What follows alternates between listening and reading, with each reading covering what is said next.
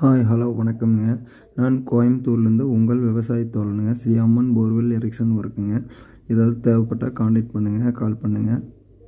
ஓகேங்க. இப்போ பார்த்தீங்கன்னா ரொம்ப லாங் ஆகிடுச்சுங்க. வீடியோ போடுறதுக்கு வந்துட்டு கொஞ்சம் முடியாமல் போச்சு. அது கொஞ்சம் லாங் ஆகிடுச்சு. இப்போ நம்ம பார்த்தீங்கன்னா சூலூரில் வந்துட்டு குளத்தேரிக்கு பக்கத்தில் ஒரு மோட்ரு வந்துட்டு மாட்டணும்னு சொல்லியிருந்தாங்க. V6 7.5 HP 15 ஸ்டேஜுங்க.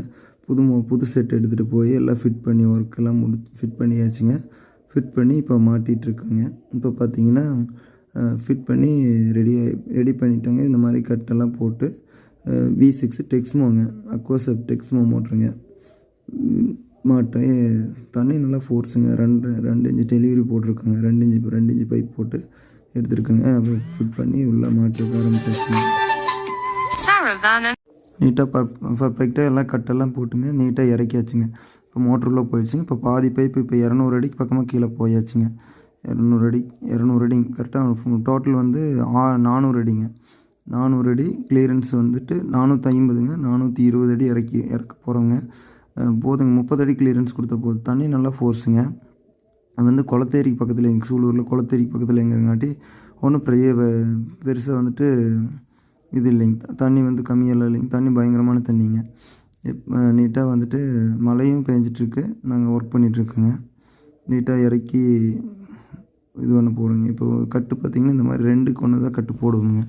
கட்டு போட்டு ஜம்முன்னு வேலை செஞ்சு இப்போ ஃபிட் பண்ணி இறக்கிட்டுருக்கோங்க. அடுத்தது பார்த்திங்கன்னா இனி லாஸ்ட்டு பைப்புங்க. லாஸ்ட்டு ஃபைனல் பைப்பு வந்தாச்சு. Final pipe